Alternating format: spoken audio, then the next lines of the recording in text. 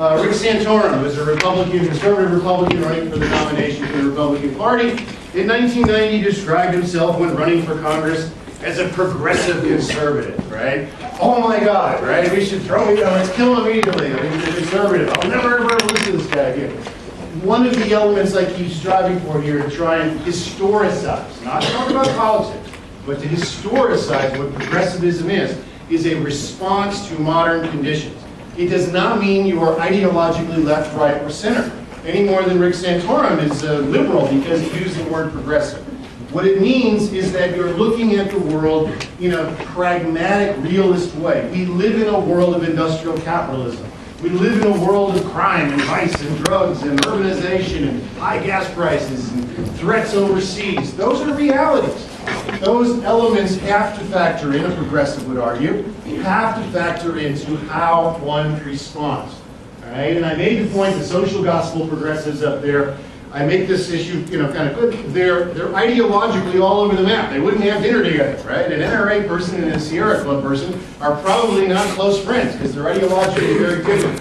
But their response falls into the same historical categories as social gospel progressives. Okay, and so understanding that is a critical understanding to what progressivism is, and more importantly, what it is not.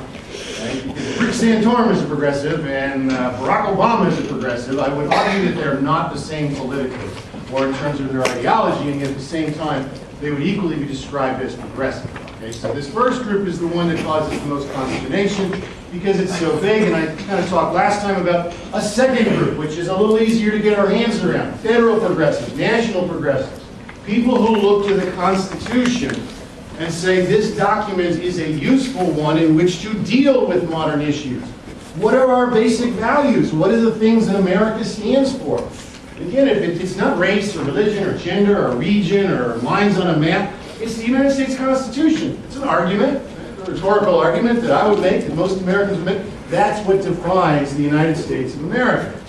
And a new generation of politicians, almost overwhelmingly, and we're going to see, dominated by the Republican Party during this period of time, are going to argue for a more forceful interpretation of this.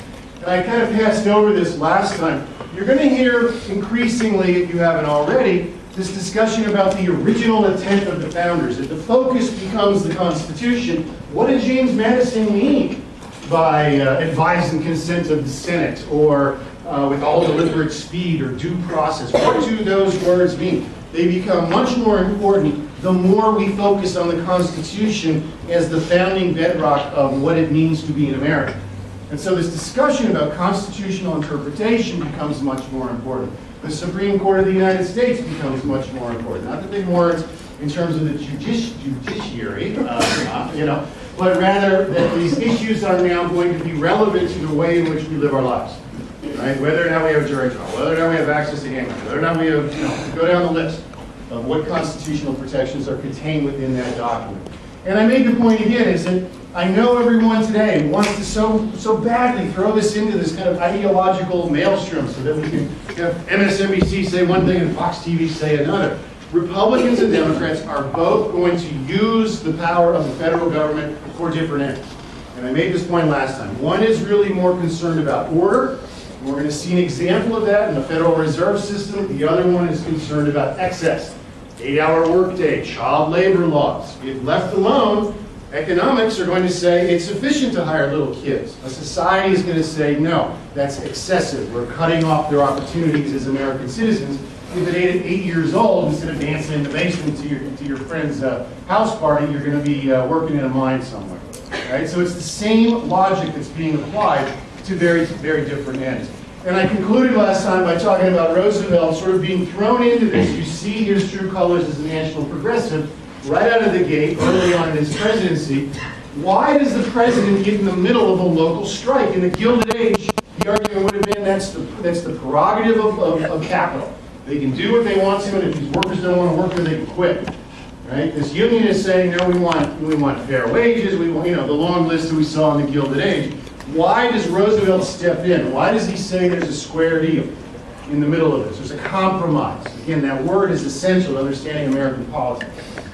What is it about the anthracite coal? What is it about this particular commodity that's so essential? What happens if the anthracite coal mines go off? Do the owners and the laborers, are those the only two affected by this? No, all of America is. Right? And as a result, in the olden days, you could have a local strike, and the hell with it, let them strike in Corpus Christi. The argument here is that we are now such a complex, modern, progressive, whatever term you want to use, we live in a complex world. These issues have long-term implications for everyone, and that the federal government can play a role mediating those. Right? What does he do? He basically steps in and, in a sense, legitimizes the role of labor. The reason why these unions are right there in Washington, D.C. is because previously, they had bayonets pointed at them. Sure, they're going to show up at the president's table. Do they get what they want? No, they don't get any. I mean, all they get is to go back to work. All they get is to restart their ability to make money. They don't get the demands as a union. Right? So it's not as if it's very similar to the Pure Food and Drug Act. Right? The jungle was intended to show, oh, look how bad working conditions are. Most people read this and say, I ain't eating sausage anymore. Right? I'm not eating anything that I haven't butchered myself. There's an illogical kind of what goes in doesn't automatically come out. And that's classic in terms of understanding something in ethical terms. What's good, what's bad, what's right, what's wrong. Okay? What you see an effort on the part of the president to step in and begin to mediate these. And almost immediately, big business is going to recognize the difference. The Northern Securities is like a big financial institution. I mean, today it would be Visa or something like that.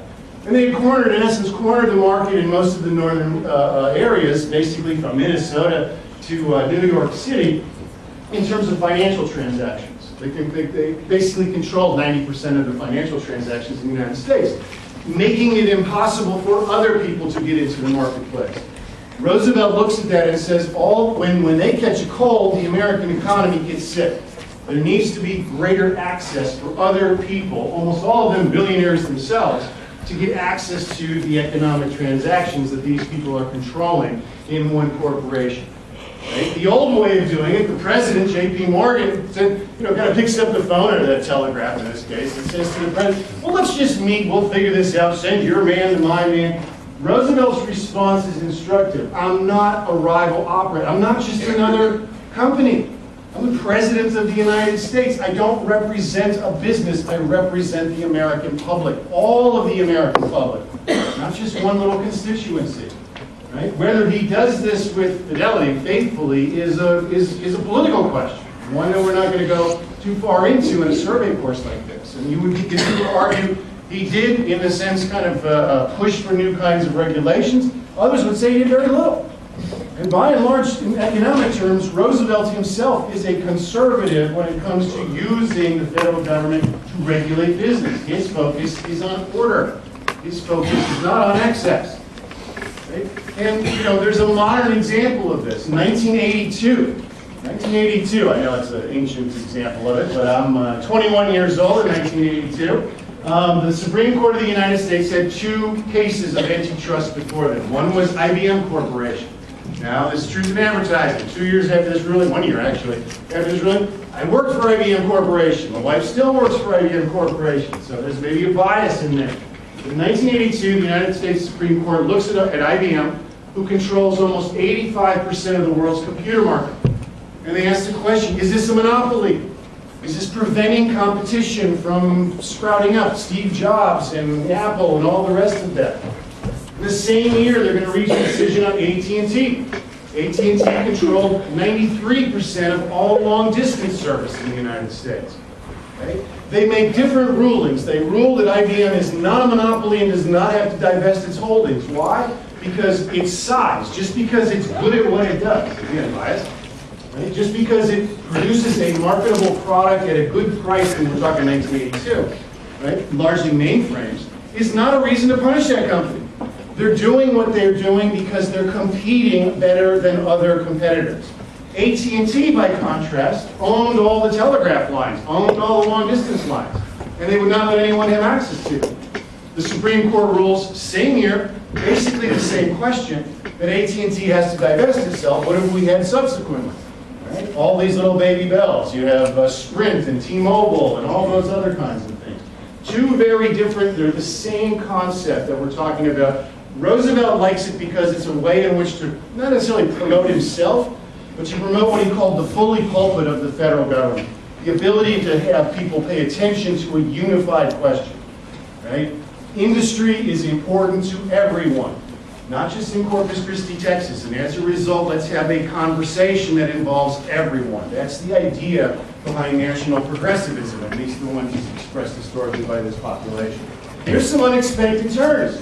And here we get back to this good, bad, right, wrong, yes, no, right? Ethical questions. I already mentioned last time when I was talking about TR. He's an outdoorsman. He loves to hunt. He loves to box. He loves to get out in the wild. Where's his baby blue chaps, if you remember from last time?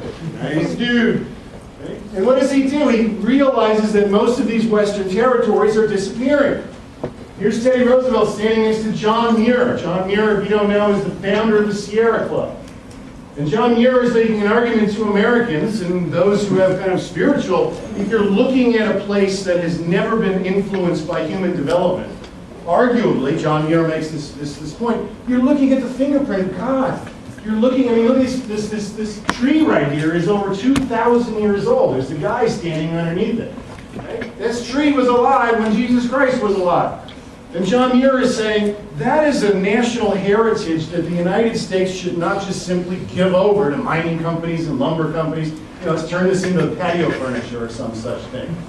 Roosevelt is going to step in and with this pick up a federal pen, he's going to set aside millions of acres of American land for preservation. Excuse me, I used the wrong word, for conservation. What is the difference?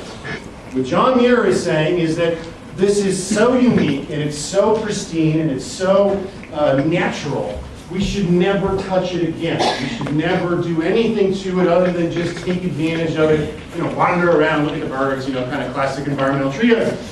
Roosevelt's response is, that's unnatural for any society. What we need to do is we need to be efficient.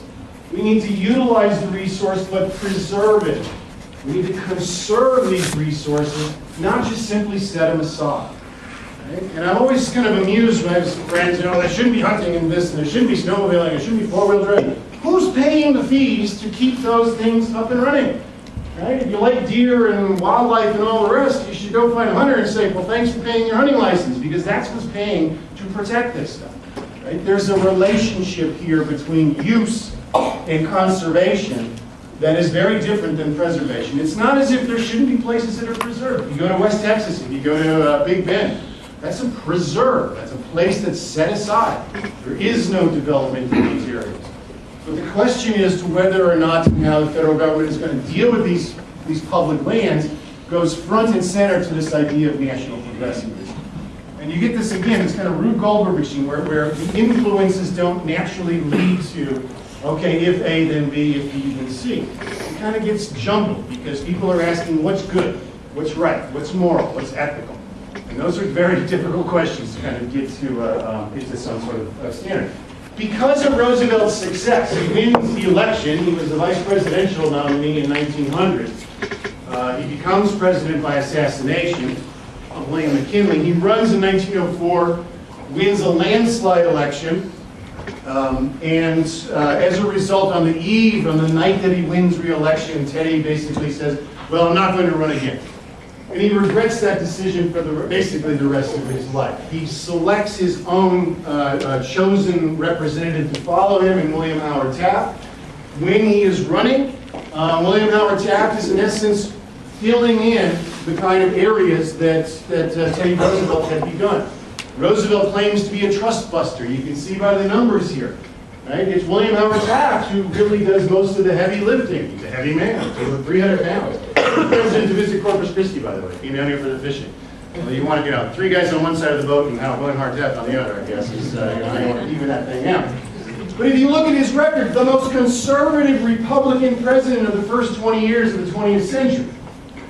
Let me state that. The most conservative Republican president is going to be the most aggressive, right? Who gets the, these income tax and direct election of senators? It's Taft's administration that pushes that through. And where have we heard that before?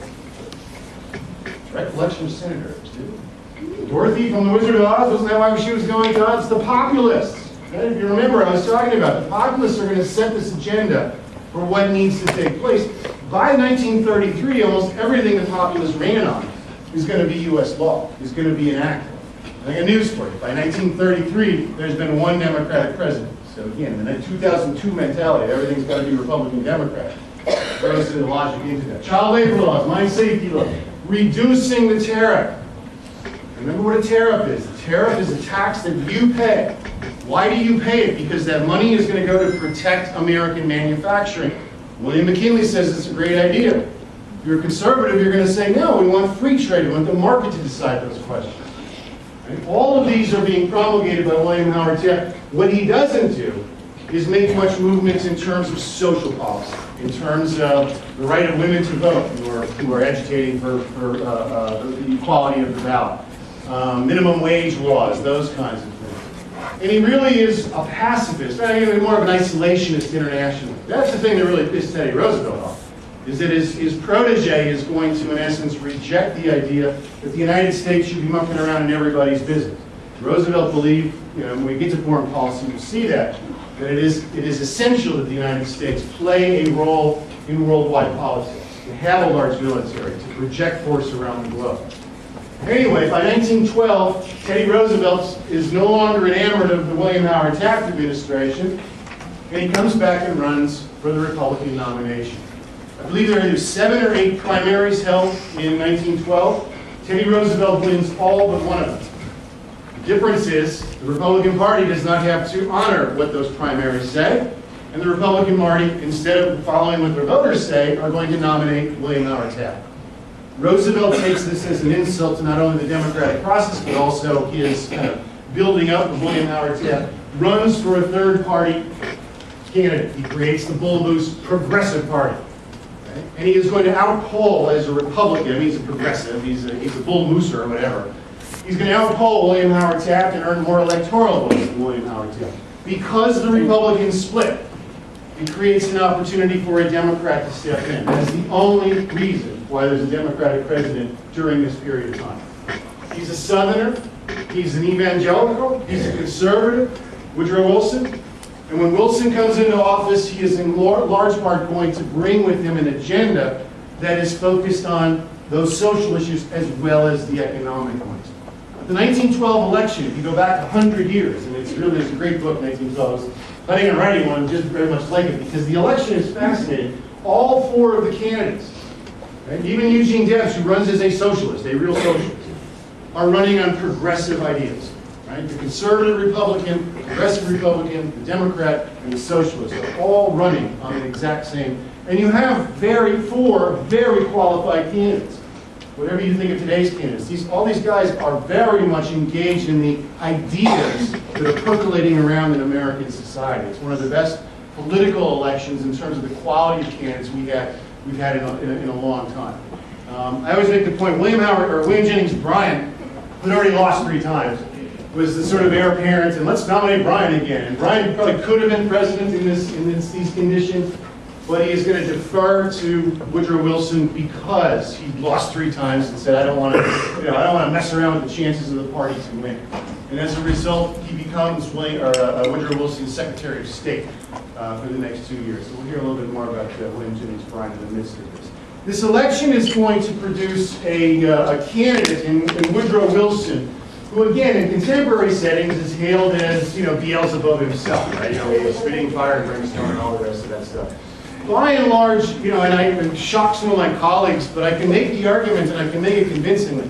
The best example, the best comparative example of a president that you guys have seen, that I've seen, to Woodrow Wilson, is George W. Bush, right? Not because Bush is an academic, and by the way, my view is that, you want to screw things up, put an academic in charge. You want to write a good book, put an academic in charge, right? You want to screw things up in terms of politics, put an academic in charge. Bush is no academic, but Bush has the same, currently, and Woodrow Wilson too, has the same moral view about what the United States should do. We have an obligation to do, right? We fight evil, axis of evil.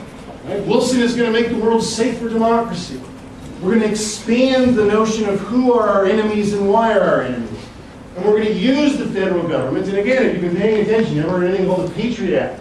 right, or the expansion of the Iraq War, used the federal government much more aggressively, no child left behind, to kind of promote those ideas. What does Wilson do? It's during his administration where you see Federal Trade Commission, child labor laws, tariffs, all these kinds of things that Taft kind of put on the board were already in place and they're going to be enacted. 8-hour work test. It's the first time you're going to see federal legislation. Why can they do it for railroads? Because railroads cross state lines. Interstate commerce can be regulated by the Fed.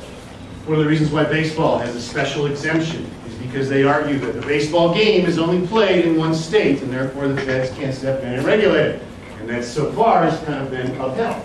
You cross state lines, you get into the ability of the federal government to regulate the aspect. And decriminalizing unions for the first time. I'll get back to the Federal Reserve in a second. Wilson's argument is a classic statement of what these are intended to do. Not to break up an IBM who's doing something well and doing it efficiently, but to break up an AT&T who has got that advantage because of their own special circumstances. Right? And in essence, the idea is to encourage competition. And I would argue most people who believe in industrial capitalism would say that really is the engine. You take away competition, and you're left with kind of these old lumbering monopolies that are basically going to be, padding their own wallet, paying their own executives. The big controversial one today is the Federal Reserve Act. The Federal Reserve is an interesting combination of both private and public. Right? It is a combination of the leading banks, private banks. So what makes up the Federal Reserve are private banks. Right? If you look at a dollar bill or $10 bill, whatever you got in your wallet, it is a Federal Reserve note. It is issued by those banks. The one thing that the Federal Reserve has publicly is its connection to the Department of Treasury. They have to use American dollars. They can't come up with their own set of currency. And the purpose of the Federal Reserve is really twofold: to stabilize the monetary supply. So there's not these highs and lows, and suddenly we've got all this money in circulation, and we got nothing. All the gold standard, all the populist concerns, all the issues that developed during the Gilded Age, and people were saying, it ain't right. I'm young, I'm just starting out, I don't have access to money. And the people with money are not giving me access. I've got a better idea as to how to make money. Federal Reserve standardizes and kind of equates that sense of access to capital. And the other one, quite clearly and quite forcibly, is to try and minimize the effect of economic downturns. They recognize we're going to have busts, we're going to have booms, we're going to have busts. There's a business cycle. And the idea is that when we hit those booms, to get out of the way, but when we hit those busts, to find a way in which to, again, ease the pain caused by classic industrial capitalism. It is an argument that says industrial capitalism is what we've decided to follow, but it produces a lot of broken glass. And if we can minimize some of that, that's a good thing. It is the heart and soul of a lot of consternation right now in terms of who has access and who is the ones who have that money supply and availability for that cash. Right? And again, the 2012 debate is completely different from that. Wilson's presidency is, he says himself when he's elected, said, I'm glad I'm an elected president because my focus is going to be pure and simple domestic policy. What's right on the horizon is World War I. And Wilson's going to take the same ideology. When we talk about foreign policy, he's going to take the same ideology into the international sphere. And he ain't going to be too successful at it. Right? But it's going to set the tone in terms of how the United States is going to engage with the rest of the world, particularly Europe. Okay. Questions about Wilson or about these politics? I know these usually kind of get a lot of. All right, then what I want to do is kind of conclude for these folks. By and large, what you're looking at here are elected officials, are individuals who have the ability to influence national politics, and who have the ability to, in essence, try and change the way in which these laws are going to affect the average American.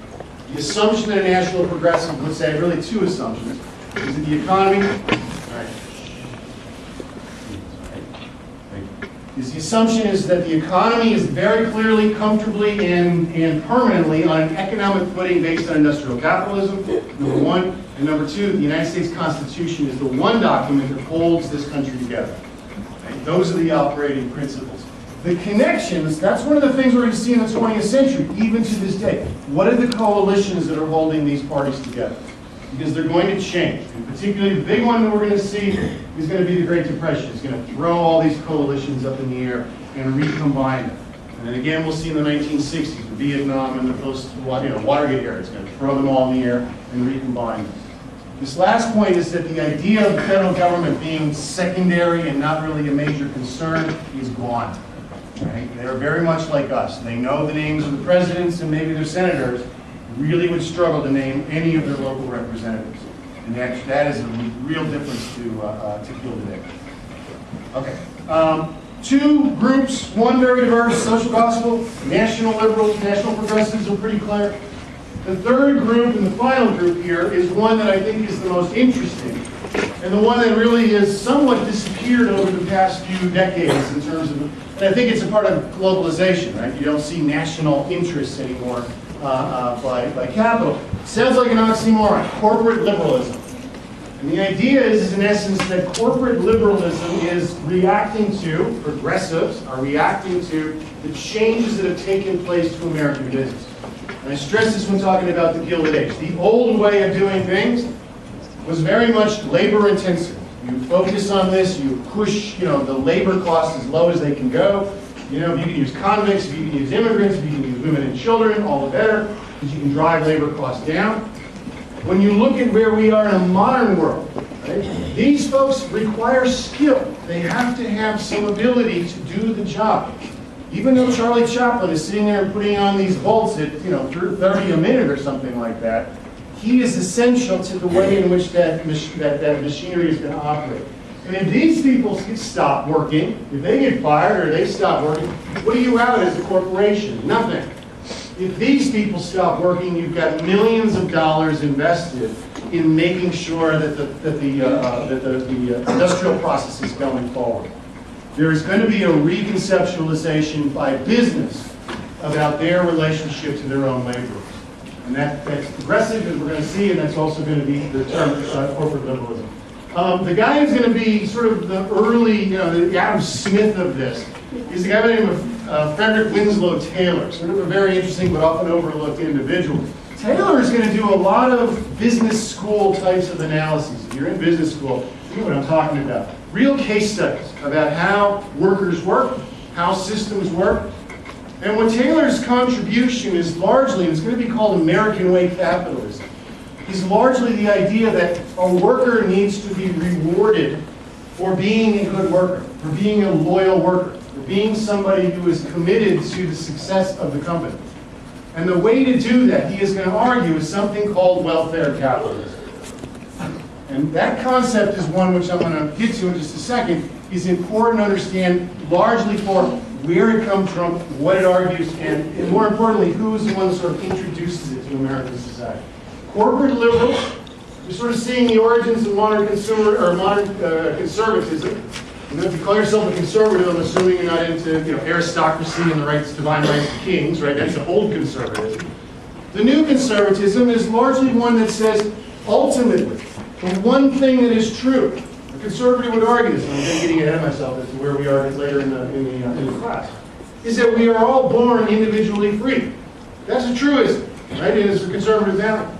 Right? That individual freedom trumps everything else. Well, what about society? Well, maybe. What about the needs of the poor? Well, maybe. Right? But ultimately, at the bedrock, you have individual freedom. And part of that individual freedom comes with the control over your own property. Right? Corporate liberals are going to make this same argument. Why the hell does anyone else, the middle class, working class, government, why do they have any right to say anything about how property is used? It's a fundamental value.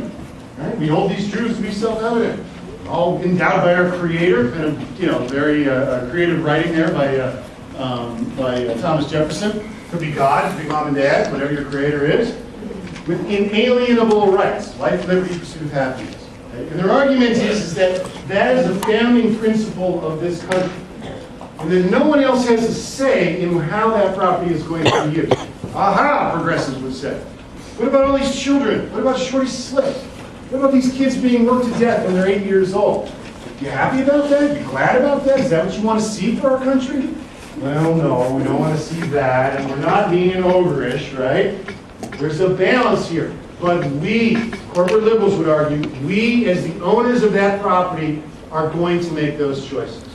It's in our own interest. It's wise. We're going to make happy workers rather than grumpy workers. We're going to make people who want to get ahead, who can get ahead. Right? And the idea here is largely we're going to do this by being efficient. Not by focusing on fairness, everybody gets the same slice of the pie, but rather in saying we're going to be efficient in the way in which our economy works. We're not going to grind people to dust. Right? Or if we ask them to do a job that they don't get much value from, we're going to make sure we're paying them for it. Right? We're going to take care of them. Highly individualized. Very strongly individualized. Conservatism means individualism. They're very closely linked. Right? You know, and it's not as if you're looking and saying, well, to hell with society, but that is secondary. What's primary is that individual liberty is protected. And the argument here being made by these is that, you know, they already have a little bit of social advantage, needless to say. It can be seen as quite self-serving. But they're holding with this notion that they're the ones who are going to be the best ones to protect. And what Winslow Taylor talks about, what corporate liberals talk about, is introducing the idea of welfare capitalism. Have we been talking at all about anyone? I dare you to go look in American history before this period of time. Any politician saying, well, there needs to be a minimum wage that takes care of, we need to have full employment, we need to have this, that, and the other thing. No, I mean, no serious political candidate was going to be able to make that argument. Business introduces it. Why? Why would they do such stuff? Oh, because they're all men, you know, they just want to make everybody hold hand and we don't want to sing together. Because it makes sense. Because a happy worker is going to be much more productive. And what you see, I already mentioned one, in the town of Pullman in Chicago, the economy tanks, and Pullman pulls out from this. But they're the ones who start with worker compensation. They're the ones who start with the minimum wage. They're the ones who are going to try and find ways in which to incent their workers to save money, to buy houses, to put their kids through college. And this process of corporate liberalism is going to is probably going to be the singly most successful economic policy that we're going to see in this period of time. When the economy tanks in 1929, we have a generation, a full generation of people who have been raised in this environment. I'm playing by the rules. I'm showing up to work. I'm doing my job. Right? Well, too bad for you. Back you go. The old Gilded Age. Right? And of course, the most liberal and radical of these is Henry Ford. Needless to say, if you know anything at all about Henry Ford, he's quite a conservative. And what I mean here is a social conservative, and most certainly someone who is not a fan of the New Deal or any of those kinds of things. Ford later on is going to have his reputation sort of besmirched, I think, reasonably because of his support for Nazi Germany. You can say that he's not that bad, he's on our side. But he is somebody who is going to come up through the ranks of the automobile manufacturing industry. 1903, Henry Ford is a self-described grease monkey. Right? Back in the day when I was growing up, 1969 Nova, you could literally get in there, your arms could fit under the cover, and you could actually work on the damn thing. You open it up today, I got a little Civic, it's like, you open it up today, you can't even put your hands in it. He's a grease monkey. He races at Daytona in 1903, Florida. Right? We got the Daytona speed trials or whatever coming up this weekend. He's going to be one of 265 American automobile manufacturers in 1904. 265. And what he discovers is that if you build a single, this was the Model N, I believe, was the first one. Kind of a dry, it has like a tiller instead of a steering wheel. He experimented with electric cars, because there were electric cars all over this time. He experimented with steam-powered cars. The advantage of an internal combustion engine is that it's more efficient. It just produces more bang for the energy that you put into it. What Ford is going to do in less than a decade is find a way in which to manufacture that Model T quickly enough, efficiently enough, and cheaply enough so that everybody can buy one. Right? The design of this car is sort of interesting. You'll notice the real high kind of frame. The roads in the United States sucked during this period of time. A lot of accidents. Don't believe me? Well, you got to believe me. I wrote the book on it. The idea is that this car is functional. People can work on it. If you work on a farm, you can take the cowling off and you can actually hook it up to a threshing machine. And if you live in a city, you can do this with it. It's a very functional piece of machinery. What Ford has to do is to develop, everyone knows Henry Ford, they'll always kind of misassign with him the idea that he invents. Guys, question. Please stop. is that he invents the assembly line. He doesn't. The assembly line has been around for 100 years. What Ford invents, what he perfects, what he engineers, is something called the just-in-time assembly process. When this is moving down the line, when they need another radiator, this guy turns around, picks up a radiator and the bolts. By the time he turns around, there's another thing for him to assemble and put on. Right? And what he liked to do, I always love this, when he opens up the River Rouge plant in 1915, all these dignitaries from around the planet, they're all looking and saying, how do Americans do this? How is it possible to pull this off? And he would take them on a tour of the factory, and there'd be a pile, there'd be a radiator pile sitting over here. Give him a big piece of chalk. He'd say, write your name on that radiator over there. Right? Just put a big X on it. Draw us a dirty picture. I don't care what you do with it. Right? Put something on there so you know that you did that. And then they did the tour, half hour, 40 minutes.